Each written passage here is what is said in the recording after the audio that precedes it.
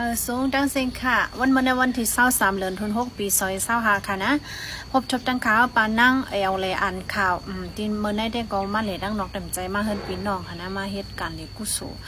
เด็กกับซ้อมเนี่ยก็มาแผ่วไว้ที่ก็เอาข้าวย้ำเก็บกำเนิดมาดูอ่านข่าวเป็นพี่น้องเขาค่ะเนาะที่เวงลาเซลมีข่าวขึ้นมาว่าตาเดลัยไฟฟ้าในเวงลาเซลไหนเลยเสียเงินโหแสนมันในค่ะเนาะมัน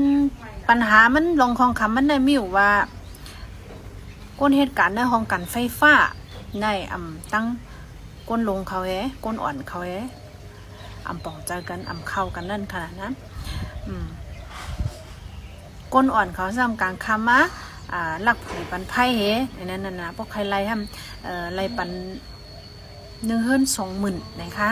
เก็บกันจังนั้นเลยค่ะเพราะว่าใครไล่ไพ่ปุ่งหมานกลางคำกลางขึ้นเฮามีป้าเนี่ยก็อันนี้ค่ะว่านะเก็บปลาเงิน120,000อันลองดังเจอได้ซ้ำก้นลงแผ่นเดือเขาซ้ำไรหูจ้อมย้อนนั่นแหละเมื่อแล้วมีปัญหาย้อนนั่นแหละในเมืองลาเซลเนี่ยก็เมื่อแล้วอันไรไฟฟ้าอันนำไรไฟฟ้ามีไว้2จุ้มก้นหลงมันก็ไผ่เนื้อไปเตยอันนี้ก็2จุ้มเนี่ยค่ะว่านะอันตั้งเติมมันเฮ็ดกินเก็บเงินเลอก็ปันเท่าเงินเลอแล้วเดี๋ยวปันสูไฟแกนั่นน่ะเนาะมีจังนั้นค่ะนี่ก็ลงตั้งในเมืองมันเมืองห่มตุ้มติวใจเวงลาเซียวเจ้าก็มีแทงข่าวแม่ของขึ้นมาค่ะนะลองเฮ็ดการจับเพียนในเมืองไทยอันเฮ็ดอยู่จอมเรียนริมเจ้าไหนดียอบกว่าหาแห้งๆนี่ค่ะมันนะดีอ่านผิวมุยแบบหาแห้งๆนี่ค่ะในเมืองไทยอันในปืนเผามาในวันเขาเฮ็ดปังกลุ่มกว่าในวันเมื่อวานเนี่ยค่ะเนาะว่าเหตุเขามีลงเคียงแข็งมีปัญหามีลงคองคำป่นเป็นนาตีกันตั้งเมืองกัมพูชาเมืองไทยก็เจ็ดกดท่าเท้าแห้งอันเข้าออกตั้งแหลนดินเมืองไทยดังกัมพูชาสืบเสียนั่นก็ตัดที่ผิวมวยเป็ดก้นอันลักเข้าลักออกเจอแน่ก้นอันเหตุการณ์จ้าเพี้ยนเจอแน่เดี๋ยวยอบกว่าหมดอีกค่ะเนาะแล้วก็แทงโหนึงสืบเสียได้ก็เกี่ยวกับรอยซึกเนื้อแกอิหร่านดังอิสราเอลค่ะนะเมื่อวานในภายอเมริกันจอมจึงโดนัลด์ทรัมป์เปิดเผาออกมาว่าเข้าไรยื้อกว่าเฮพิวมวยเป็นโรงงานอันเฮ็ดออก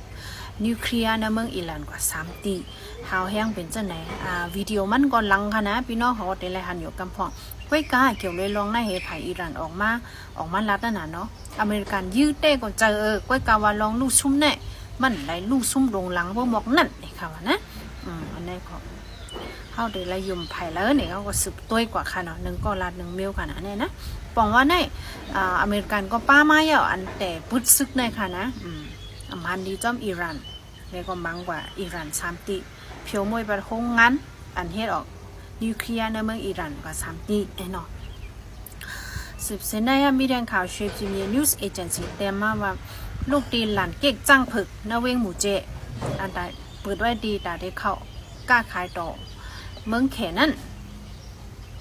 นะคะนะเข้าออกก้นเมืองอันกว่าซื้อความมันได้วันตะไปแต่ไหนนะคะนะอันเหตุการณ์กล้าขายอยู่ดีศูนย์เลี้ยวศูนย์เฮาเป้อะไรก็คือ SME นั่นน่ะเนาะมันเป็นโรงกล้าขายโรงเฮ็ดการมักมีจันเล็กๆอ่อนนั่นออกเข้ากว่าซื้อของเจ้าเนี่ยก็บริหารเจ้าเนี่ยย้อนเงินนำหนานี่ค่ะย้อนน้องค่ะนะใครอาเชื่อมย้อนเงินนำว่าตีตูก้นก้อยในคาโนอันเอาวันจังหนังล่อโทอ่อนเฮกว่าต่อโคออกมาตากล้าขายเจ้าเนี่ยก็ย่ากินย้อนเงินนำหนาในค่ะนะว่าดีแล้วก็เย้าเนาะเมืองมันในเมืองแล้วในเฮียงอินก็เอาเงินเสือตั้งหลายๆค่ะเนาะเย้าก็ลดเครื่องก็ใกล้หายนะเนี่ยค่ะว่านะเงินได้ย้อนหนูก็กะว่าลดเครื่องได้มันต้วยปันหน่อยในก็เป็นพี่น้องเมืองหมู่เจเขานั้นก็ก้นอันก็อยู่ที่หมู่เจเหตุกันกล้าขายใบมังมีเจ้าไหนเลยทบปัญหาเจ้าไหนในค่ะนะกัมพูชาขึ้นออกมาลัดนั่นค่ะเนาะเมื่อไกลเนี่ยเป็นไทยลัดค่ะนะอันว่าดีผิวมวยจ้าเพียนแล้วก็ผิวมวยแบบก้นหลักเขาเมืองหิมแหลนลิเจ้าไหนเป็นฝ่ายไทยลัด อันคาเดรู้เมื่อเร็วแน่เป็นผ่ายกัมพูเดียออกมาหลัดลูกที่ข่าวป้ามาเช้าเสียงของขย้อนรู้ในพี่น้องเขาว่ากัมพูเดียออกหลีกมาตาคนเมืองเขาว่าโป้อ่ำลูแต่อย่าไปกว่าเมืองไทยเนี่ยค่ะว่านะวงวังเนี่ยสื่อข่าวกัมพูเดียค่ะเนาะกัมพูเดียเนสปืนเผามานั่นค่ะนะเมื่อคำว่าวันอาทิตย์กลางค่ำห้องกันภายนอกเมืองกัมพูเดียปืนลีกออกมาว่าสังเจอว่าอ่ำมีตั้งโหลเต้ว่าอย่าไปกว่าเมืองไทยเหกัมไอ้ค่ะว่านะย้อนเพราะว่าปึงเป็น2เมืองในเมื่อเร็วเคียงต่อกันว่าอยู่แลอ่ำจังว่าอะไรอย่างติเป็นมาดีแลนลิ้นเฮา2เมืองก็เมื่อเร็วเคียงต่อกันว่าอยู่ย้อนนั่นแลย้อนปั่นฟังพี่น้องคนเมืองกัมพูเดียกูก็ว่าโอ้อ่ำโหลเต้ว่าอย่าไปกว่าเมืองกัมพูเดียไอ้ค่ะนะได้ก็เฮาค่ะได้ฟังตัวเนาะแล้วก็มีมาแทงข่าวคำตางเงาค่ะนะเซียนตังเวียงปังตลาดังเวียงเป้าในค่ะเนาะเมื่อเร็วแน่ยอบรถมีเวอมีขอนไว้อยู่ในค่ะนะในก็ย้อนเป็นฟังถึงพี่น้องคนเมืองไต้อันอยู่ปอดตอนเมืองไต้ปอดจานเฮาค่ะเนาะเซียนตังปังตลาเซียนตังเป้าค่ะนะนั่นแกเนี่ยมีการยอบรถมีขอนมีเวอในค่ะ